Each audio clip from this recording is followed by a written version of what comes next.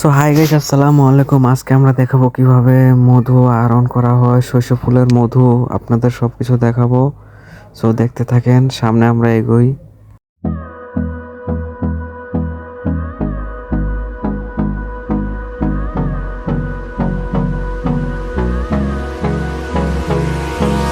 Hold me close till I get up. Time is barely on our side. I don't wanna waste what's left. The storms we chase are leading us, and love is all we'll ever try. এখন আমরা আপনাদের দেখাবো কিভাবে মধু তৈরি করা হয়। আপনারা দেখতে থাকুন, আমরা এখন দেখাবো আপনাদের।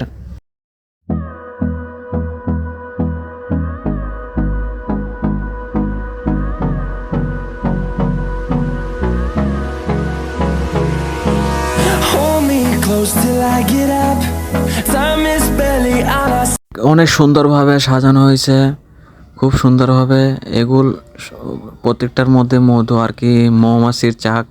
এই দেখতে পাচ্ছেন আপনারা, মধু তৈরি করা অসাধারণ, খুব সুন্দর মধু কালারটা।